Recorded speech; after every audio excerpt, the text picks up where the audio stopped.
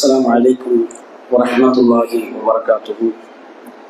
إن الحمد لله نحمده ونستعينه ونستغفره ونؤمن به ونتوكل عليه ونعوذ بالله من شرور أنفسنا ومن سيئات أعمالنا. من يهده الله فلا مضل له ومن يضلل فلا هادي له. وأشهد أن لا إله إلا الله وحده لا شريك له وأشهد أن محمدا عبده ورسوله. أما بعد فقد قال الله تعالى في القرآن العظيم والفرقان المجيد: فأعوذ بالله من الشيطان الرجيم. بسم الله الرحمن الرحيم. يا أيها الذين آمنوا اتقوا الله حق تقاته ولا تموتن إلا وأنتم مسلمون. وقال الله تعالى أيضا: يا أيها الناس اتقوا ربكم الذي خلقكم من نفس واحدة وخلق منها زوجها وبث منهما رجالا كثيرا ونساء واتقوا الله الذي تساءلون به والأرحام إن الله كان عليكم رقيبا. يا أيها الذين آمنوا اتقوا الله وقولوا قولا سديدا يصلح لكم أعمالكم ويغفر لكم ذنوبكم ومن يطع الله ورسوله فقد فاز فوزا عظيما. وإن أصدق الحديث كتاب الله وأحسن الهدي هدي محمد صلى الله عليه وسلم وشر الأمور محدثاتها وكل محدثة بدعة وكل بدعة ضلالة وكل ضلالة في النار. அளவற்ற அருளாளன் நிகரில்லா பேரன்புடையோன் எல்லாம் அல்ல அல்லாஹ்வின் திருப்பெயர் போற்றி என்னுடைய உரையை துவங்குகிறேன். புகழ் அனைத்தும் அகிலத்தை படைத்து பரிபாலித்து பரிபக்குவப்படுத்தக்கூடிய நாயகன் அல்லாஹ்வுக்கு உரித்தாக்கி சலாத்தும் சலாமும் நபிகள் பெருமானார் ஸல்லல்லாஹு அலைஹி வஸல்லம் அன்னவர்கள் மீதும் அன்னாரது சொல் செயல் அங்கீகாரங்களை தங்கள் வாழ்க்கையில் ஏற்று நடந்த முன் சென்ற நல்லோர்கள், நல்ல தோழியர்கள், சலஃபு சாலிஹீன்கள் அனைவர்களின் மீதும், குறிப்பாக அல்லாஹ் ரப்புல் ஆலமீன் நம் மீது கடமையாக்கி இருக்கின்ற இந்த ஜுமா என்ற இபாதத்தை நிறைவேற்ற அவனது இல்லத்திலே ஒன்று இருக்கின்ற நம் அனைவர்கள் மீதும் வல்ல நாயனின் வற்றா பெருங்கருணை என்றென்றும் நின்று நிலவட்டுமாக. கண்ணியத்திற்குரிய எல்லாம் அல்ல அல்லாஹ்வின் நல்லடியார்களே,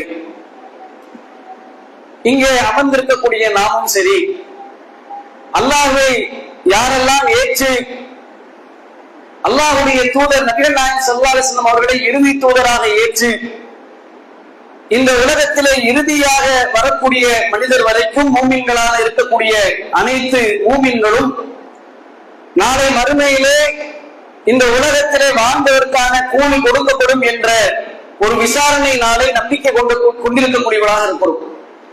அல்லாஹ் ரப்புல் ஆலமீனுடைய சன்னிதானத்திலே அல்லாஹ் ரப்புல் ஆலமீன் ஆதம் அலைஹிஸ்ஸலாம் அவர்கள் முதல் இறுதியாக இருக்கக்கூடிய அத்தனை மனிதர்களையும் அல்லாஹ் ரப்புல் ஆலமீன் நிச்சயம் விசாரித்தே தீருவான். அப்படி விசாரிக்கக்கூடிய அந்த நாளிலே யாருடைய நன்மையுடைய இடைத்தட்டு நம்முடைய செயல்கள் எல்லாம் எடை போடப்படக்கூடிய அந்த நாளிலே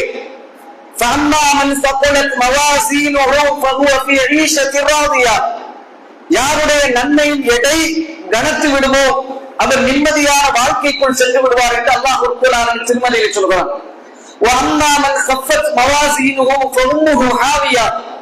யாருடைய நன்மையின் எடை லேசாகி பாவத்தின் எடை கனமாகி விடுமோ அப்படிப்பட்ட அந்த பாவ சுமையின் காரணமாக அவர் ஹாவியாவிற்கு செல்வார், நரகத்திற்கு செல்வார் என்று அல்லாஹ் ரப்புல் ஆலமீன் தனது திருமறையிலே சொல்கிறார். அப்ப இந்த உலகத்திலே வாழக்கூடிய நாம் அல்லாஹ்வை ஏற்றிருக்கிறோம், அல்லாஹ்வுடைய தூதரை நம்பிக்கை கொண்டிருக்கிறோம், மறுமை விசாரணை நாளை நம்பிக்கை கொண்டிருக்கிறோம் என்று சொன்னால் அந்த விசாரணைக்காகத்தான் அல்லாஹ் ரப்புல் ஆலமீனுடைய கட்டளையை ஏற்றவர்களாக நாளை மறுமையை விசாரித்த பிறகு அல்லாஹ் ரப்புல் ஆலமீன் தரக்கூடிய வெகுமதிகளுக்காக இங்கே நாம் அமல்கள் செய்கிறோம், பாவங்களை தவிர்த்து வாழ்கிறோம், மன இச்சையை விட்டு விலகி வாழ்கிறோம், நம்முடைய உள்ளத்தை கட்டுப்படுத்தி இயன்ற வரைக்கும் உள்ளத்தோடு போராடி பாவங்களை செய்துவிடக் கூடாது, நன்மைகளை செய்ய வேண்டும் என்ற ஒரு போராட்டத்தோடு நல்லமல்களை செய்து வருகிறோம். அப்படிப்பட்ட அந்த விசாரணை நாளிலே நாளை அல்லாஹ் ரப்புல் ஆலமீன் இடத்திலே யாருக்கு அது பலன் தரும் என்று அல்லாஹ் சொல்லுகிறான் தெரியுமா? யௌமலா யன்ஃபஉ மாலு வலா பனூன். அல்லாஹ் சொல்லுகிறான், அந்த நாளிலே நம்முடைய சேர்த்து வைத்திருந்த பொருளாதாரமோ அல்லது பிள்ளைகளோ மக்கள் செல்வமோ ஒரு பயனும் தராது. லா யன்ஃபஉ, நாளைக்கு பயனளிக்காது. மறுமை நாளிலே விசாரிக்கக்கூடிய அந்த தீர்ப்பு நாளிலே நம்முடைய சொத்து பத்துக்களோ செல்வங்களோ உலகத்தில் நாம் எல்லாம் எதையெல்லாம் சேகரித்து வைத்திருக்கிறோமோ, நம்முடைய பிள்ளை செல்வமாக இருக்கட்டும், பொருளாதாரமாக இருக்கட்டும், நிலமாக இருக்கட்டும், இடமாக இருக்கட்டும், தங்கம் வெள்ளியாக இருக்கட்டும், எதுவும் பலன் தராது. இல்லாமல் அத்தல்லாஹு கல்பின் சலீம், யார் ஒருவர் பரிசுத்தமான உள்ளத்தோடு அல்லாஹ் இடத்தில் வருவாரோ அவருக்கு தான் அந்த நாள் பலன் அளிக்கும். இங்கே நாம் சிந்திக்க வேண்டிய மிக முக்கியமான ஒரு அம்சத்தை இந்த வசனத்திலே நாம் கவனிக்க வேண்டும். அந்த நாளிலே எந்த ஒன்றும் பலனளிக்காது. யௌம யஃபிர்ருல் மர்உ மின் அஹீஹி வ உம்மிஹி வ அபீஹி வ ஸாஹிபதிஹி வ பனீஹி லிகுல்லி இம்ரிஇன் மின்ஹும் யௌமஇதின் ஷஅனு யுக்னி என்று அல்லாஹ் சொல்கிறானே. உலகத்திலே சகோதரன் விரண்டு ஓடி விடுவான், தாய் தகப்பன் நம்மை விட்டு விரண்டு ஓடி விடுவார்கள், நம்முடைய மனைவி மக்கள் அனைவரும் நம்மை விட்டு ஓடி விடுவார்கள். நம்முடைய காரியம் என்ன என்பது மிகப்பெரிய ஒரு கேள்வியாக இருக்கும். அந்த நாளிலே யாருக்கு பயன் தருமா? இல்லாமல் அத்தல்லாஹு கல்பின் சலீம், யார் ஒருவர் சாந்தியான அமைதியான பரிசுத்தமான உள்ளத்தோடு அல்லாஹ்விடத்தில் வருவாரோ கல்பின் சலீம் உடையவருக்கு தான் அந்த நாள் பலன் தரும் என்று அல்லாஹ் ரப்புல் ஆலமீன் விசாரணைக்குரிய அந்த நாளிலே மனிதர்களுடைய நிலையும் அவருக்கு எப்படி அந்த நாள் பயனளிக்கும் என்பதை பற்றி அல்லாஹ் ரப்புல் ஆலமீன் இந்த இடத்துல நமக்கு சொல்லி காட்டுகிறார். கண்ணியத்திற்குரியவர்கள், இந்த உலகத்திலே வாழக்கூடிய தவணை என்பது அர்த்தமானது. ஒரு 50 ஆண்டுகள், ஒரு 60 ஆண்டுகள், ஒரு 70 ஆண்டுகள், அதுவும் ஒரு உத்தரவிதம் இல்லாத ஒரு ஆண்டுகள் தான், தவணை தான். எவ்வளவு நாள் இருப்போம் என்பது நமக்கு தெரியாது. நபி ஸல்லல்லாஹு அலைஹி வஸல்லம் சராசரியாக 60 to 70 தான் சொல்லியிருக்காங்களே தவிர அவ்வளவு காலம் நம்ம இருப்போமா என்பது உத்தரவாதம் கிடையாது. அந்த நாட்களிலே நாம் என்ன நன்மையை சேகரிக்கிறோமோ, எந்த பாவத்திலிருந்து விலகுகிறோமோ அதுதான் நாளை மறுமையிலே எடை போடப்படும். அப்பொழுது அப்போது யார் தூய்மையான உள்ளத்தோடு வருவாரோ அவருக்கு தான் அந்த நாள் பலனளிக்கும், அவருக்கு தான் அல்லாஹ்விடத்தில் நற்கூலிகள் கிடைக்கும், அல்லாஹ்விடத்தில் சொர்க்கம் கிடைக்கும், அவர்தான் வெற்றி பெறுவார் என்பதை திருமறை குர்ஆனில் இருந்தும் அல்லாஹ்வுடைய தூதருடைய நபிமொழிகளில் இருந்தும் நாம் அறிந்து கொள்ள முடியும். கண்ணியத்திற்குரியவர்களே, நாம இங்கே செய்யக்கூடிய எந்த ஒரு அமலாக இருந்தாலும் சரி, எந்த அளவுக்கு என்றால் அல்லாஹ் திருமறையில் சொல்கிறான், அதாவது யார் ஒருவர் ஒரு அணு அளவு நன்மை செய்தாலும் அதை அங்கு கண்டு கொள்வார் என்று அல்லாஹ் சொல்லுவான். அதே போல அல்லாஹ் ரப்பல் ஆலமீன் அடுத்த வசனத்தில் சொல்கிறான், அதே போல ஒரே ஒரு அணு அளவு நீங்கள் பாவம் செய்தாலும் அதையும் நீங்கள் கண்டுகொள்வீர்கள். உங்களுடைய நன்மை கொண்டு வரப்படும், உங்களுடைய பாவமான அந்த பாவச் சுமையும் தீமைகளும் பாவங்களும் கொண்டு வரப்படும். அந்த இரண்டும் தான் எடை போடப்படுமே தவிர, நான் உலகத்திலே பெரிய செல்வந்தன், நான் இவ்வளவு சொத்து வைத்திருக்கிறேன், இவ்வளவு தங்க வெள்ளி குவியல்களை வைத்திருக்கிறேன், இவ்வளவு பெரிய தோப்பு தெருவுகளை வைத்திருக்கிறேன், என்னுடைய படைபலம் எப்படி இருந்தது, என்னுடைய அதிகாரம் இப்படி இருந்தது, என்னுடைய அழகும் அந்தஸ்தும் ஆரோக்கியமும் என்னுடைய அரசியல் செல்வாக்கும் பின்னணியும் இவ்வளவா இருந்தது, இதற்கு பகரமாக நீ எனக்கு கூலியை கொடு, நன்மையை கொடு, சொர்க்கத்தை கொடு என்று பேரம் பேச முடியாது. நாம ஒரு அணு நன்மை செய்தாலும் அந்த நன்மை எடை போடப்படும், அதுதான் கீழே போகணும். அதே சமயம் ஒரு அணு அளவு நாம பாவம் செய்தாலும் அதையும் கண்டுகொள்வார் என்று அல்லாஹ் சொல்வான், அதுவும் எடை போடப்படும். அப்ப அந்த நாளிலே, நம்முடைய எடை போடக்கூடிய அந்த நாளிலே பரிசுத்தமான உள்ளத்தோடு வர வேண்டும். ஏன்னா இந்த உலகத்துல செய்யக்கூடிய கொஞ்சம் நல்ல அமல்களை வைத்து கூட நாம சொர்க்கம் வந்துடலாம். எப்ப நம்முடைய பாவத்தட்டு கீழே இருந்தா, அதாவது ரொம்ப கம்மியா இருந்தா, பாவத்தட்டு லேசாகி நன்மை எடை அதிகமாக இருக்க வேண்டும். உதாரணமாக ஒரு 1000 நன்மை தான் நம்ம இடத்துல இருக்குன்னு வைங்க, 900 பாவம் இருந்தாலும் நாம எப்படியாவது இன்ஷா அல்லாஹ் வெற்றி பெற்று வருவோம். அப்ப பாவங்கள் என்பது நமக்கு கழுவப்பட வேண்டும், துடைக்கப்பட வேண்டும், பாவங்கள் நம்முடைய உள்ளத்திலிருந்து அகற்றப்பட வேண்டும். அப்படியான ஒரு நிலையில் தான் அல்லாஹ் ரப்பல் ஆலமீனை நாம் சந்திக்க வேண்டும் என்று திருமறை குர்ஆன் சொல்கிறது. பாவத்தின் எடை மட்டும் அதிகமாக இருந்தது என்று சொன்னால் நிச்சயமாக அது நமக்கு மறுமையிலே நஷ்டமாகிவிடும் என்பதை நாம் ஒவ்வொருவரும் ஆரம்பமாக உள்ளத்திலே அழுத்தமாக பதிவு செய்து கொள்ள வேண்டும். கண்ணியத்திற்குரிய எல்லாம் அல்லாஹ் நல்லடியார்களே, சகோதர சகோதரிகளே, பெரியவர்களே, இந்த இடத்திலே இந்த உலகத்திலே பாவம் செய்யாத மனிதர் என்று யாரும் கிடையாது. அதான் யதார்த்தம். யாரும் பாவம் செய்யாத மனிதர்கள் இருக்க முடியுமா? நிச்சயமாக இருக்க முடியாது. அது எவ்வளவு பெரிய நபிமார்களாக இருந்தாலும் சரி. இந்த உலகத்தில் ஆதம் அலைஹிஸ்ஸலாம் அவர்கள் பாவம் செய்ததினால்தான் அங்கிருந்து பூமிக்கு இறக்கப்பட்டார்கள். இறுதி மனிதர் வரைக்கும் பாவம் செய்பவர்கள் தான், அதுல விதிவிலக்கு யாரும் கிடையாது. ஆனால் பாவத்தினுடைய அந்த அளவு சதவீதம் ஒவ்வொரு மனிதருக்கும் வித்தியாசப்படும். நபிமார்களிடத்துல ரொம்ப சொற்பமாக இருக்கும், பாயிண்ட் அளவுல இருக்கும். ஒவ்வொரு பிற மனிதர்களிடத்துல கம்பேர் பண்ணும் போது நபிமார்களிடத்திலே பாவம் நிச்சயமாக இருக்கும். அறிந்து அறியாமலும் சில தவறுகள் நடக்க வாய்ப்பு இருக்கிறது. தப்பு செய்தால்தான் மனிதர், அந்த அமைப்பில் தான் அல்லாஹ் ரப்பல் ஆலமீன் படைத்திருக்கிறார். அல்லாஹ்வுடைய தூதர் சொன்னார்கள், எந்த அளவுக்கு பாருங்க, ஹதீஸை நல்லா சிந்தித்து பாருங்க.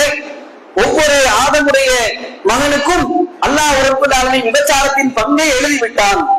அப்ப எல்லாருக்குமே, ஆதமுடைய மகன் எல்லாருக்கும் அதனுடைய ஒரு பங்கு எழுதப்பட்டு விட்டது. அதற்கு விளக்கம் கொடுக்கிறாங்க ரசூலுல்லாஹ். தவறான பார்வை கண்கள் செய்யக்கூடிய விபச்சாரத்தில் எழுதப்படும். அறிந்து அறியாமல் எதிர்ச்சியா ஒரு தவறான ஒரு விஷயத்தை பார்த்து விட்டோம் என்று சொன்னால் நாம் என்ன செய்றோம்?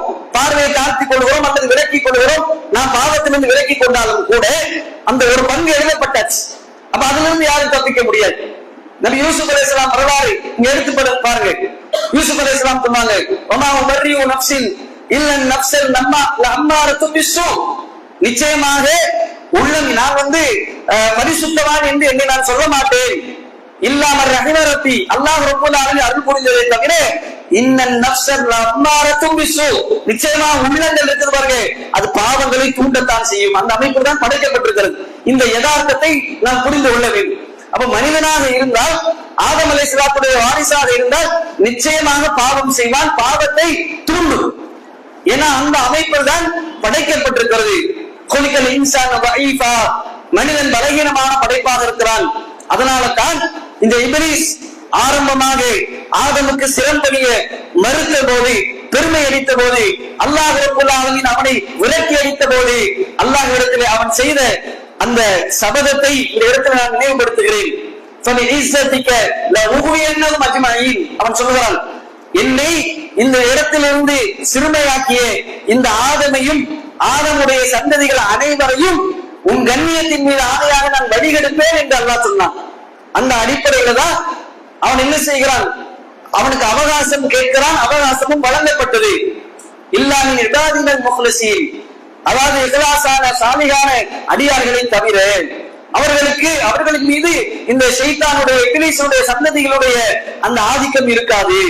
அல்லாஹ்வை பயப்படக்கூடிய, உள்ளத்தில இறையச்சத்தோடு இருக்கக்கூடிய, உள்ளத்தோடு போராடி ஷைத்தானை வெல்லக்கூடிய அந்த இக்லாஸான அடியார்களை தவிர மற்ற அனைவரையும் நான் வழிகெடுப்பேன் என்று சொல்லிவிட்டு ஆரம்பமாக வழிகெடுத்தது யாரை? ஆதம் அலைஹிஸ்ஸலாத்தை. அவன் என்ன செய்கிறான்? ஆதம் அலைஹிஸ்ஸலாத்தை அப்படியே சுத்தி சுத்தி வருகிறான். இவரை எப்படி வழிகெடுப்பது, என்னை இந்த நிலைக்கு இறக்கிய இவரை எப்படி நான் இவரை தாழ்த்துவது என்று சொல்லி அவரை சுத்தி சுத்தி பார்க்கிறான். அப்போது அவன் சொல்லக்கூடிய வாசகம், அவன் சொன்னான், ஆதமை வழிகெடுக்கக்கூடிய அந்த வாசலை நான் கண்டுகொண்டேன். அதுதான் அவனுடைய உள்ளம் பலகீனமாக படைக்கப்பட்டிருக்கிறது, ரொம்பவும் பலகீனமான படைப்பாக இருக்கிறது என்று சொல்லி அல்லாஹ் ரப்பல் ஆலமீன் அந்த இப்லீஸுக்கு அதிகாரத்தை வழங்கினான். அல்லாஹ் ரப்பல் ஆலமீன் இப்லீஸுக்கு, அதாவது கியாமத் வரைக்கும் நீ அதிகாரம் அதிலே ஆக்கப்பட்டவனாய் இருக்கிறாய், உன்னுடைய சபதத்தை நீ எடுத்துக்கொள், உனக்கு நான் அவகாசம் வழங்கி இருக்கிறேன். ஆனால் உன்னை யார் பின்பற்றுவாரோ, உனக்கு கட்டுப்பட்டு பாவத்தை யார் செய்வார்களோ அவர்களை மட்டும்தான் வழிகெடுக்க முடியும்.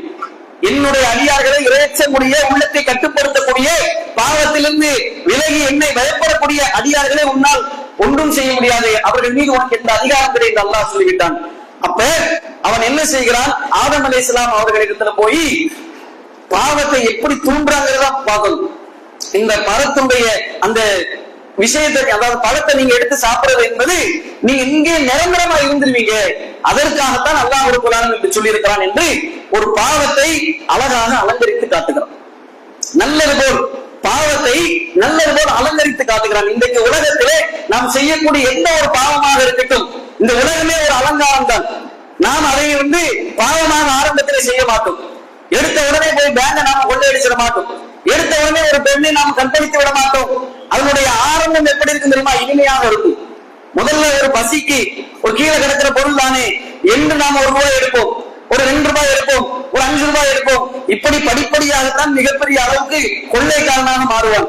அதே மாதிரியாக ஒரு பெண்ணை பார்க்கின்ற பொழுது அல்லாஹ் ரப்பல் ஆலமீனுடைய கட்டளையை ஏற்றி அல்லாஹ்வுக்கு பயந்து தன்னுடைய உள்ளத்தை கட்டுப்படுத்தி அதிலிருந்து விலகி கொண்டால் நாம் அதிலிருந்து தப்பித்துக் கொள்வோம். பார்க்கிறதானே, ஒரு சலாம் தானே சொல்லுவோம், ஒரு மெசேஜ் தானே பண்ணோம், ஒரு பேசத்தானே செஞ்சோம். அப்படி ஆரம்பித்துதான் கடைசியில சினாவில கொண்டு போய் அது விடும். பாவங்கள் என்பது ஆரம்பத்தில் பார்க்கும்போது ஒரு பாவமாக காட்ட மாட்டான், அலங்கரித்து காட்டுவான். அப்படியாகத்தான் உள்ள பலகீனமாக படைக்கப்பட்டிருக்கிறது. அந்த வாசலை அவன் கண்டுகொள்வான். அதனால்தான் அல்லாஹ் ரப்பல் ஆலமீன் திருமலையிலே நமக்கு இந்த ஷைத்தானுடைய உள்ள ஊசலாட்டத்திலிருந்து பாதுகாப்புக்காக துஆக்களை அல்லாஹ் சொல்றான். அல்லதி யுவஸ்விசு ஃபீ சுதூரின் நாஸ், உள்ளங்களிலே சென்று வஸ்வசாக்களை ஏற்படுத்தக்கூடிய அந்த ஷைத்தானை விட்டு நீ பாதுகாப்பாய் என்று நாம் ஓதுகிறோமே, அந்த அதிகாரம் அவனுக்கு வழங்கப்பட்டிருக்கிறது. மனிதனுடைய உள்ளம் பலகீனமாக படைக்கப்பட்டிருக்கிறது. அந்த பலகீனத்துக்குள் சென்று வஸ்வசாவை ஏற்படுத்தக்கூடிய அதிகாரமும் பெற்றவனாக இருக்கிறான் இப்லீஸ். அவன் பாவத்தை அலங்கரித்து காட்டுவான், நன்மையாக காட்டுவான். அதனாலே பலகீனமான உள்ளமாக இருக்கக்கூடிய நாம் இலகுவாக நம்முடைய உள்ளத்தை சீர்கெடுக்கக்கூடிய காரியங்களிலே ஹராமிலே விழுந்து விடுகிறோம், பாவத்தை செய்து விடுகிறோம், மறுமையிலே நஷ்டவாளி ஆக்கி விடுகிறோம். அல்லாஹ் பாதுகாக்க வேண்டும். அப்ப இந்த யதார்த்தத்தை நாம் புரிந்து கொள்ள வேண்டும். அல்லாஹ் ரப்பல் ஆலமீனிடத்தில் மறுமையிலே விசாரிக்கப்படக்கூடிய நாம் நம்முடைய நன்மையை வைத்துத்தான் அல்லாஹ் இடத்துல நாம் வெகுமதிகளை அடைய முடியும். பாவத்தட்டு ஒருபோதும் நமக்கு அது கனத்து விடக் கூடாது. நாம் பாவத்திலிருந்து விலகியவர்களாக அல்லாஹ்வை அமைதியான, சாந்தியான, சீரான உள்ளத்தோடு சந்திக்க வேண்டும் என்கின்ற ஒரு அடிப்படையை முதலாவது நம்முடைய உள்ளத்திலே விதைத்துக் கொள்ள வேண்டும். ஷைத்தானுடைய அந்த சூழ்ச்சிகளை நாம் புரிந்து கொள்ள வேண்டும். இது ஒரு அடிப்படை. இப்ப நபிகள் நாயகம் ஸல்லல்லாஹு அலைஹி வஸல்லம் சொல்லக்கூடிய இந்த செய்தியை இதே அந்த கண்ணோட்டத்திலே, இந்த கருத்திலே அல்லாஹ்வுடைய தூதர் சொல்லக்கூடிய இந்த ஹதீஸை அணுகுங்கள். நபிகள் நாயகம் ஸல்லல்லாஹு அலைஹி வஸல்லம் அவங்க சொல்றாங்க, அல் ஹலாலுல் பையினும் அல் ஹராமும் பையினும். ஹலால் தெளிவாக இருக்கிறது, ஹராமும் தெளிவாக இருக்கிறது. இந்த இஸ்லாத்துல எல்லாமே தெளிவாக்கப்பட்டு விட்டதா இல்லையா? எது எது நீங்க செய்யணும், எது எது செய்யக்கூடாது, எது ஹலால் எது ஹராம் என்பது எல்லாமே தெளிவுபடுத்தப்பட்டு விட்டது. அல்யௌம அக்மல்து லக்கும் தீனக்கும், நபிகள் நாயகம் ஸல்லல்லாஹு அலைஹி வஸல்லம் சொன்னாங்க, இந்த தினம் மார்க்கம் பரிபூர்ணம் ஆயிடுச்சு. எதுவுமே சொல்லித்தரல அப்படிங்கிறது ஒண்ணு கிடையாது. ஹலால்னா ஹலால், ஹராம்னா ஹராம், எல்லாம் தெளிவாக்கப்பட்டு விட்டுச்சு. அப்ப ரசூலுல்லாஹ் சொன்னாங்க, அதுக்கு இடைப்பட்டதும் ஒன்று இருக்கிறது. ஹலால் ஹராம்ன்ற விஷயத்துல வெளிப்படையாக பார்த்தால் அது ஹலாலா ஹலால் ஹராமான்னு புரியாது. அதுக்கு இடைப்பட்ட விஷயம் இருக்கிறது. சொல்லிட்டு ரசூலுல்லாஹி அலைஹி வஸல்லம் உதாரணம் சொல்றாங்க. அதாவது ஒருவர் பயிரை, அதாவது ஒரு ஆடை மேய விடுகிறார். அவருடைய வரப்புக்குள்ள வேய விட்டா அது ஓகே. ஆனா அவர் என்ன செய்யறாரு, அடுத்த வரப்பும் நம்முடைய வரப்பும் இருக்கக்கூடிய அந்த வேலி இருக்கா இல்லையா, அந்த வேலியின் ஓரத்துல அவர் மேய விட்டார்னா என்ன ஆகும்? ஆடு வேலியை தாண்டுவதற்கு வாய்ப்பு இருக்கு. அப்ப என்ன செய்யணும்? நாம நம்முடைய இயன்ற அளவுக்கு நாம அங்க போனா அடுத்த எல்லைக்குள்ள போயிடுமா என்பதற்காக தற்காப்புக்கு என்ன செய்வோம், நாம பேணுதலுக்காக நம்முடைய எல்லையில கொஞ்சம் இழுத்து நாம என்ன செய்வோம், மேய விடுவோம். இதே மாதிரி தான் நமக்கு ஹராம் என்று தெரிஞ்சிருச்சுன்னு சொன்னா அதுல நம்ம விலகணும். ஹலால் என்று தெரிந்து விட்டால் அது அனுமதிக்கப்பட்டது. ஆனா நமக்கு தெரியாத விஷயத்துல என்ன செய்யணும், என்ன செய்ய வேண்டும் என்று சொன்னால், இதுக்கு உதாரணம் நான் சொல்றேன் பாருங்க. ஒரு இடத்துக்கு நீங்க குளிக்க போறீங்க, நீச்சல் தெரியல. ஒருத்தர் சொல்றாரு ஆழம் இல்லைன்னு, இன்னொருத்தர் சொல்றாரு கொஞ்சம் கூட ஆழம் இருக்காது, அதுக்கப்புறம் ஆழம் இருக்கலாம் அப்படின்னு சொல்றாரு. நீங்க நடு வரைக்கும் போய் டெஸ்ட் பண்ணுவீங்களா அல்லது விளிம்பிலே நிற்பீங்களா? எல்லைக்குள்ள நின்று கூடமா இல்லையா? இந்த உலகத்துல நாம உள்ள போய் ஒருவேளை ஆழமா இருந்தா உங்கிட்ட என்ன வருது, நம்ம அழிஞ்சு போயிடுவோம். இதேதான் மார்க்கத்திலையும் ஹராம் என்பது தெரியலன்னு சொன்னா பேணுதலோடு நின்று கொள்ள வேண்டும். இறைவன் பார்த்து கொண்டிருக்கிறான், இதுல நாம இந்த லிமிட்டை தாண்டக்கூடாது என்பதிலே நம்முடைய உள்ளத்தை கட்டுப்படுத்திக் கொள்ள வேண்டும். இல்லை என்று சொன்னால் விசாரிக்கப்படுவோம். அல்லாஹ் ரப்பல் ஆலமீன் திருமறையில சொல்கிறான், இன்ன ஸமஅ வல் பஸர. அதான் இந்த வசனத்தை ஆரம்பிக்கும் போது அல்லாஹ் எப்படி ஆரம்பிக்கிறான்னா, உனக்கு அறிவு ஆதாரம் இல்லாத விஷயத்தை நீ பின்தொடராதே. இன்ன ஸமஅ வல் பஸர வல் ஃபுஆத குல்லு உலாயிக கான அன்ஹு மஸ்ஊலா. உங்களுக்கு தெளிவில்லாத விஷயத்தை நீ பின்தொடராதீர்கள், நிச்சயமாக செவி, பார்வை, உள்ளம் நாளை மறுமையிலே விசாரிக்கப்பட இருக்கிறது. நம்முடைய உள்ளத்திலே உள்ள அந்த எண்ணங்கள் வரைக்கும் அல்லாஹ் ரப்பல் ஆலமீன் எடுத்து போட்டு விடுவான். இதை நீ எண்ணினாய், இது உன் உள்ளத்திலே நினைத்தாய், வெளிப்படையான செயலை வைத்து நாம் என்ன செய்யலாம், நான் இதை செய்யலன்னு சொல்லி மறுக்கலாம். உள்ளத்திலே நினைத்ததையும் அல்லாஹ் ரப்பல் ஆலமீன் தராசிலே கொண்டு வந்து வைப்பான். இது நாம உள்ளத்திலே நம்ம மைண்ட்ல பிக்ஸ் பண்ணிக்கணும். வலகத் خلقنا الانسان ونعلم ما توسوس به نفس. அல்லாஹ் சொல்றான், ஒரு மனிதனை நாமே படைத்தோம், அந்த மனிதனுடைய உள்ளம் எதை எண்ணுகிறது என்பதை நாம் அறிவோம். இது எந்த லக்கல் முத்தலக்கியான் அனில் யமீன் வ அனி ஷிமாலி கயீத். அவனுடைய வலது பக்கத்திலும் இடது பக்கத்திலும் இருந்து வானவர்கள் எழுத்து எழுதாமல் அவன் உள்ளத்திலிருந்து எந்த ஒரு வார்த்தையும் அவன் மொழிவதில்லை, சொல்வதில்லை, செய்வதில்லை. சுப்ஹானல்லாஹ். உள்ளத்துல என்ன நினைக்கிறோம் என்பது கூட பதிவு செய்யப்பட்டு நாளை மறுமையில எடை போடப்படும் என்று சொன்னால், விசாரணைக்கு கொண்டு வருவோம் என்று அல்லாஹ் சொல்கிறான் என்று சொன்னால், இந்த ஹராம் ஹலால் விஷயத்திலே நாம் எந்த எல்லையில நிற்க வேண்டும் என்பதை புரிந்து கொள்ள வேண்டும். அதனால இந்த விசாரணை விஷயத்தையும் ஆரம்பமாக நம்முடைய உள்ளத்திலே பதிந்து வைத்துக் கொள்ள வேண்டும். அடுத்தபடியாக ஷைத்தானுடைய சூழ்ச்சிகளையும் நம்முடைய இதயத்தினுடைய அமைப்பு, மனிதனுடைய பாவம் செய்யக்கூடிய அமைப்பில் படைக்கப்பட்டிருக்கிறோம் என்பதையும் புரிந்து கொள்ள வேண்டும். அதற்கு அடுத்தபடியாக நமக்கு ஹலாலும் ஹராமும் தெளிவாக்கப்பட்டு விட்டது. எனவே பாவம் செய்யக்கூடாது, நன்மை ஹலாலை மட்டும் செய்ய வேண்டும். ரெண்டுக்கும் இடையே சந்தேகம் இருந்தால் சந்தேகத்தின் பக்கம் நெருங்கக்கூடாது என்பதிலே நாம் கவனமாக இருக்க வேண்டும். இல்லை என்றால் நாம் மூழ்கிவிட்டு நாம் மறுமையிலே அழிந்து விடுவோம். கல்வியின் சலீமாக சாந்தியோட உள்ளமாக அல்லாஹ்வை சந்திக்க முடியாது என்பதை நாம் புரிந்து கொள்ள வேண்டும். இவ்வளவு அடிப்படைகளை நாம் புரிந்து கொண்ட பிறகு இந்த ஹதீஸ் ஒரு பெரிய ஹதீஸ். இந்த அல் ஹலாலும் பையின் ஹராமும் பையின் என்பது பெரிய ஹதீஸ். இந்த ஹதீஸை மேல ரசூலா சொல்லிட்டு கீழே சொல்றாங்க, இன்ன ஃபில் ஜஸதி முத்தா. நிச்சயமாக அதாவது உடலிலே ஒரு சதை துண்டு இருக்கிறது. ஃபைதா சலகத் சலகத் ஜஸது குல்லுஹு. அது சீரடைந்து விட்டால் உடல் உறுப்புகள் எல்லாம் சீராகிவிடும். ஃபைதா ஃபஸதத் ஃபஸதத் ஜஸது குல்லுஹு. அது மட்டும் சீரட்டு விட்டால் உடல் உறுப்புல எல்லா உறுப்புகளும் சீர்கட்டு விடும். சொல்லிவிட்டு ரசூலா சொன்னாங்க, அலா அறிந்து கொள்ளுங்கள், வஹியல் கல்ப், அதுதான் இதயம் என்று சொன்னாங்க. தெளிவாக ரசூலா சொல்றாங்க. ஹலால் ஹராம் ஒரு விஷயத்தை ஹதீஸ் ஆரம்பத்துல சொல்லிட்டு கீழே எப்படி முடிக்கிறாங்க, உள்ளத்தை நீங்க சரியா வச்சுக்கீங்கிறாங்க. உடம்புல ஒரு சதை துண்டு இருக்கு, அதை மட்டும் நீங்க சரியா வச்சுட்டீங்கன்னா உங்க கண்ணு, பார்வை, காது, உடல் உறுப்புகள் எல்லாமே சீராகிவிடும். ஏன்? ஷைத்தானுடைய என்ட்ரன்ஸ் தான். கல்புல உள்ள போவான், பார்வை அவனுடைய என்ட்ரன்ஸ், காது அவனுடைய என்ட்ரன்ஸ். எல்லா ஹதீஸ்ல வருகிறது. ஷைத்தான் ஒரு மனிதனுக்குள்ள ஊடுருவக்கூடிய இடங்கள் முதலாவது கல். உள்ளத்துல போய் அடிப்பான், வஸ்வசாவை ஏற்படுத்துவான், ஹராமை எல்லாம் ஹலால் மாறியாக அலங்கரித்து காட்டுவான், பார்வைகள் மூலமாக தவறு செய்வதற்கு தூண்டுவான், செவிகள், நாவும், உள்ளம், இப்படியாக இதுதான் ஷைத்தானுடைய வழித்தடங்கள். இந்த உடல் உறுப்புகள் அனைத்தும் பாவத்திலிருந்து தற்காத்துக் கொள்ள வேண்டும் என்று சொன்னால் உள்ளத்தை நாம் என்ன செய்ய வேண்டும்? சீராக்கி கொள்ள வேண்டும். அதனாலதான் ரசூலுல்லாஹ் சொன்னாங்க, உள்ளத்துல ஒரு பாவம் செய்கின்ற பொழுது, ஒரு பாவம் நமக்கு தெரியுமா இல்லையா? எந்த பாவமா நாம தெரியாம செய்கிறோமா? நிச்சயமா இல்லை. எல்லாமே தெரியும். மனசாட்சின்னு ஒண்ணு இருக்கும். குர்ஆன் ஹதீஸ் தெரியாதவர்களுக்கு கூட நம்ம பண்றது அநியாயம் என்று உள்ளம் சொல்லுகின்ற திருப்பி திருப்பி திருப்பி திருப்பி வந்து இதயம் ஃபுல்லா, அந்த உள்ளம் ஃபுல்லா கருத்து விடும். இதயம் ஃபுல்லா கருத்திருச்சு, உள்ளம் ஃபுல்லா கருத்திருச்சுன்னு சொன்ன அதுக்கப்புறமாக அவன் எந்த ஒரு பாவத்தை செய்தாலும் அது பாவமாகவே தெரியாது. ஏன்? முதல்ல செய்யும்போது ஒரு புள்ளி வச்சாச்சு, அப்பவும் அவன் அதுல இருந்து விடுபடல.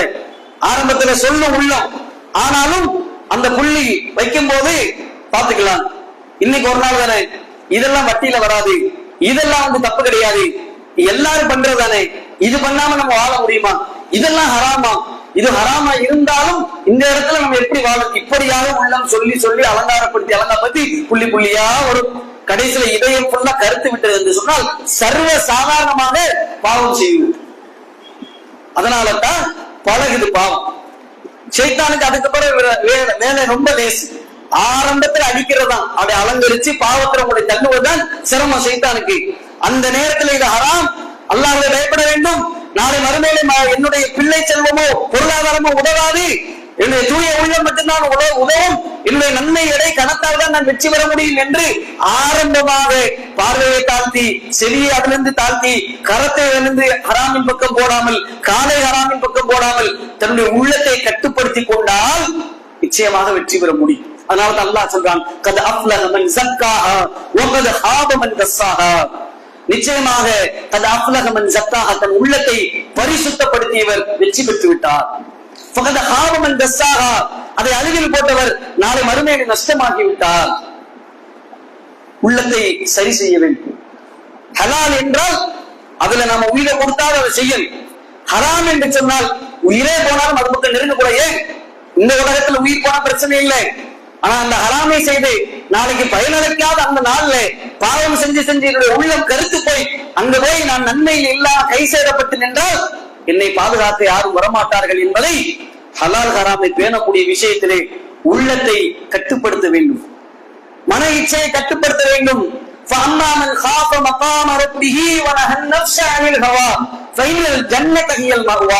யார் தன்னுடைய மன இச்சையை கட்டுப்படுத்திக் கொள்வாரோ அவருக்கு சொர்க்கம் கொண்டு வரக்கூடும் என்று அல்லாஹ் சொல்லுகிறான்.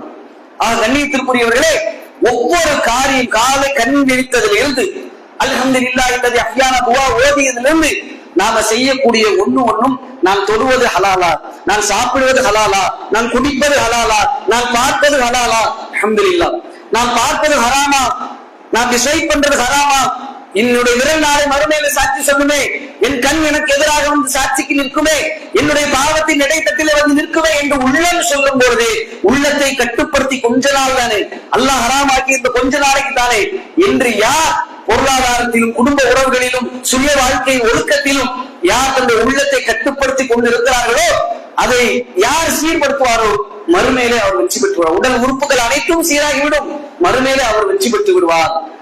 எனவே இந்த விஷயத்தை நாம் கவனம் எடுக்க வேண்டும். நம்முடைய உள்ளத்தை பரிசுத்தப்படுத்த வேண்டும். பிறர் மீதான எண்ணங்களை தூய்மையாக்கிக் கொள்ள வேண்டும். பிறர் மீதான காழ்ப்புணர்ச்சிகளை, குரோதங்களை, கோபதாபங்களை குறைத்துக் கொள்ள வேண்டும். உலகத்தில் எதையும் கொண்டு போக முடியாது. நான் பெரியவன், நீ பெரியவன் என்று கோபப்பட்டு பெருமை அடித்து ஆணவம் கொண்டு அதிகாரம் கொண்டு யாரையும் கீழாக நினைத்து தற்பெருமை அடித்து பிறரை மட்டம் தட்டி பிறருடைய மானத்தில் விளையாடி பிறருடைய குறையை ஆராய்ச்சி செய்து பிறரை துருவி ஆராய்ந்து பிறரை பற்றிய விஷயத்திலே புறம் பேசுவதிலே நாம் இருந்து இது மாதிரியாக பிறருக்கு அநியாயம் செய்து அவரிடத்துல மன்னிப்பு கேட்காமல் அவருக்கு ஏதோ ஒரு வகையிலே அவருக்கு இழப்பை ஏற்படுத்தி இது மாதிரியான நிலையிலே நாம் வருவோம் என்று சொன்னால் இது நிச்சயமாக தூய உள்ளம் கிடையாது. தூய்மையான உள்ளத்துக்கு அடையாளமே கிடையாது. நபிகள் நாயகம் ஸல்லல்லாஹு அலைஹி வஸல்லம் எந்த அளவுக்கு சொல்றாங்க பாருங்க. இது போன்று சஹாபாக்களோடு இருக்கும் பொழுதே திடீரென்று அல்லாஹ்வுடைய தூதர் சொன்னார், இப்பொழுது ஒருவர் வருவார், அவர் சொர்க்கவாசி என்று. அப்பொழுது ஒரு அன்சாரி நபித்தோழர் இதே போன்று சகோதரர்கள் வருவதை போன்று நீர் சொட்ட சொட்ட ஒழு செஞ்சு கொண்டு வருகிறார் பள்ளிவாசலுக்கு. மறுநாள் அல்லாஹ்வுடைய தூதர் சொன்னார், சொர்க்கவாசியை பார்க்க வேண்டும் என்று சொன்னால் இப்பொழுது ஒருவர் வருவார். அப்பொழுது பார்க்கும் போதும் நேற்று யாரை ரசூலா சொன்னாங்களோ அதே நபித்தோழர் வருவாங்க. சஹாபாக்களுக்கு ஆச்சரியம். மூன்றாவது நாளும் ரசூலுல்லாஹி அலைஹி வஸல்லம் அவங்க சொன்னாங்க, இந்த உலகத்திலே சொர்க்கவாசியை பார்க்க வேண்டும் என்று சொன்னால் இப்ப வருவார், அவரை பாருங்க என்று. 3 நாளும் ஒரே மனிதர் தான் வந்தார். சஹாபாக்களுக்கு ஆச்சரியம். ஏன் என்று சொன்னால், இந்த உலகத்தில் நாம் எதுக்கு போட்டி போடுவோம்? அவரை விட நான் அதிகமாக சம்பாதிக்க வேண்டும், அதிகமாக நிலத்தை வாங்க வேண்டும், கார் வாங்கணும், பொருளாதாரத்தை வாங்கணும். அல்ஹம்துலில்லாஹ், இந்த உலகத்திலே தண்ணீரோடு நம்முடைய குடும்பத்தார்களை வைக்க வேண்டும், கடன் இல்லாமல் வாழ வேண்டும். அதுல எந்த விதமான ஒரு தவறான நோக்கமும் கிடையாது. ஆனால் போட்டி, நம்ம எதுக்கு போட்டி போடுவோம்? சொர்க்கத்துல உங்களை விட நான் தரஜால மேல போகணும், சகாபாக்கள் எடுக்கணும், அப்படி யாரு? நான் அந்த போட்டி இல்லையே, சகாபாக்கள் அளவுக்கு இல்லையே. சகாபாக்கள் எப்படி இருந்தாங்க தெரியுமா? உடனடியாக இவர் என்ன அப்படி பிரமாதமான அமல் செய்கிறார், உடனே நம்ம ஃபாலோ பண்ணி பாத்துறோம்னு சொல்லி ஃபாலோ பண்ணி பாக்குறாங்க. தெரியல. அம்ர் பின் அல் ஆஸ் ரலியல்லாஹு அன்ஹு அவர்கள் என்ன செய்யறாங்க, வீட்டுக்கே போயிட்டாங்க. வீட்டுக்கு போயிட்டு வீட்டுல போய் கூடவே தங்கிட்டாங்க. தங்கி 3 நாள் வாட்ச் பண்றாங்க. விசேஷமான ஒரு அமலை அவங்க கண்டுபிடிக்கல, விசேஷமான எந்த ஒரு அமலையும் பார்க்கல. ஃபர்லான தொழுகைக்கு மக்களோடு வருகிறார், சுன்னத்தான தொழுகை தொழுகிறார், அவ்வளவுதான். பிரமாதமான ஒரு அமலை பெருசாக பார்க்கவில்லை. வாய் விட்டு கேட்டுறார், தோழரே இந்த மாதிரியாக நபி ஸல்லல்லாஹு அலைஹி வஸல்லம் அவங்க உலகத்திலே சொர்க்கவாசியை பார்க்க வேண்டும், இந்த வருவார் பார்க்கும்போது நீங்க தான் வந்தீங்க. 3 நாள் சொன்னாங்க, 3 நாள் நீங்க தான் வந்தீங்க. அப்படி நீங்க என்னதான் பண்றீங்க கேட்கிறார். அதற்கு அவர் சொல்லுகிறார், அந்த நபி தோழர், நீங்க இந்த 3 நாள என் கூட தங்கி என்ன பார்த்தீங்களோ அதுதான் நான். கூடுதலாக நான் எதுவுமே செய்யல, நான் கூடுதலாக உங்களுக்கு மறைச்சு நான் எதுவுமே செய்யல சொல்லிவிட்டு அவர் சொல்லுகிறார், ஆனால் நான் ஒண்ணு செய்வேன்.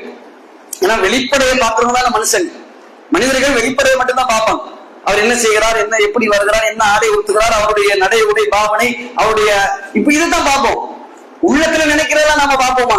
பார்க்க மாட்டோம். அல்லாஹ் ரப்பல் ஆலமீன் சொல்கிறான், மனிதர்கள் அல்லாஹ் தோற்றங்களையோ செல்வங்களையோ பார்ப்பதில்லை, மாறாக உள்ளங்களையும் செயல்களையும் பார்க்கிறான். அல்லாத உள்ளங்களை பார்ப்பான். ஆனா மனிதர்கள் வெளிப்படையை மட்டும்தான் பார்ப்போம். அவரு கேட்டவுடனே அவர் சொல்லுகிறார், நான் தினமும் இரவு படுக்கைக்கு செல்லும் பொழுது உறங்குவதற்கு முன்பாக என்னுடைய உள்ளத்தை நான் தூய்மைப்படுத்துவேன். என்னுடைய உள்ளத்தை பரிசுத்தப்படுத்த எப்படி தூய்மைப்படுத்துவது தெரியுமா? பிறர் மீதான அந்த குரோதம், அந்த பொறாமை, அந்த காழ்ப்புணர்ச்சி, யாராவது எனக்கு அநியாயம் செஞ்சிருப்பாங்க அவர்களுக்கு அதாவது பெருந்தன்மையோட மன்னித்து விடுவது, இப்படி யாராவது செஞ்சிருவேன். அந்த உள்ளத்தில் இருக்கக்கூடிய அந்த கசடுகளை எல்லாம் நீக்கிவிட்டு மறுநாள் காலையில் அந்த சஹாபியை, அந்த நபரை பார்க்கும்போது ஃப்ரெஷ்ஷான உள்ள புது மனிதரை போல் சந்திப்பேன். இதுதான் நான் பண்ணக்கூடியது அப்படின்னு சொல்லுவார். சுப்ஹானல்லாஹ். அதனால அல்லாஹ் சொல்றான், கத் அஃப்லஹ மன் ஸக்காஹா வ கத் ஹாப மன் தஸ்ஸாஹா. உள்ளத்தை தூய்மைப்படுத்தியவர் வெற்றி அடைந்து விட்டார். கண் முன்னாக அந்த சஹாபாக்கள் பார்த்தார்கள். கண்ணியத்திற்குரியவர்களே, உள்ளத்தை நாம் தூய்மைப்படுத்த வேண்டும். ஒருவர் நம்மை விட உயர்வாக இருக்கலாம், அப்படி சொல்லி இருக்கும்போது பாரக்கல்லாஹ் ஃபீக்கும் சொல்லிட வேண்டியதான். நமக்கு கீழே உள்ளவரை மாற்ற வேண்டியதான். பொறாமை வராது, போட்டி வராது, காழ்ப்புணர்ச்சி வராது, நீ பெரியவனா நான் பெரியவனா என்ற எண்ணம் வராது. ஒருவர் கோபமாக 4 வார்த்தை பேசிட்டாரா மன்னித்து விட்ட வேண்டியதான். சஹாபாக்கள் மன்னிக்காததா, அல்லாஹ்வுடைய தூதர் மன்னிக்காததா. லக்கத் கான லக்கும் ஃபீ ரசூலில்லாஹி உஸ்வத்துன் ஹஸனா. அல்லாஹ் தான் நமக்கு அழகிய முன்மாதிரி, மறுமையை நம்பிக்கை கொண்டவர்களுக்கு. அதனால இந்த உலகம் என்பது ரொம்ப ஷார்ட், மறுமைதான் நமக்கு நிரந்தரம். மறுமையில யார் தூய்மையான உள்ளத்தோடு போவாங்களோ, யார் அதிகமான நன்மையோடு போவாங்களோ அவங்களுக்கு தான் வெகுமதிகள் அதிகம். இந்த உள்ளத்தை நான் பாழ்படுத்துவதன் மூலமாக என்னுடைய மறுமை வாழ்க்கையை நான் நஷ்டமாக்கி விடாது என்ற அந்த ஒரு எண்ணத்தோடு நாம் இந்த உலகத்திலே உள்ளத்திலே இருக்கக்கூடிய கசடுகளை எல்லாம் நீக்க வேண்டும். ஹராம் என்றால் உள்ளத்தை கண்ட்ரோல் பண்ணி அதிலிருந்து விலக வேண்டும். பாவம் என்பது நாளை இன்றைக்கு சுகமாக இருக்கும், நாளை மறுமையில எனக்கு ஆபத்தாக விலகிவிடும் என்று சொல்லி இன்றைக்கு நான் உலகத்திலே என்னுடைய இச்சையை நான் கட்டுப்படுத்திக் கொண்டால், ஹலாலுக்காக நான் கொஞ்ச காலம் என்னுடைய நஃப்ஸை அடக்கி கொண்டால், என்னுடைய பார்வையை, என்னுடைய பொருளாதாரத்தை, என்னுடைய கொடுக்கல் வாங்கலை, என்னுடைய உடல் இச்சைகள் அனைத்தையும் நான் என்னுடைய உள்ளத்தை நான் சரி செய்து கொண்டால் என் உடல் உறுப்புகள் அனைத்தும் சரியாகிவிடும். அதனால் என் உள்ளம் தூய்மையாகி அதன் மூலமாக நாளை மறுமையிலே எனக்கு அது பலன் தரும், என்னுடைய நன்மை எடை அதிகரிக்கும். அல்லாஹ்வை தூய்மையான உள்ளத்தோடு சந்திப்பதன் மூலமாக நான் சொர்க்கம் செல்வேன். இந்த சஹாபியை போன்று என்ற ஒரு நீயத்தோடு உள்ளத்தை பரிசுத்தப்படுத்தக்கூடிய ஒரு நல்ல தௌஃபீக்கை அல்லாஹ் ரப்பல் ஆலமீன் சொல்லக்கூடிய எனக்கும் கேட்கக்கூடிய உங்கள் அனைவருக்கும் அல்லாஹ் தருவானா என்று கேட்டு என்னுடைய முதல் உரையை நிறைவு செய்கிறேன்.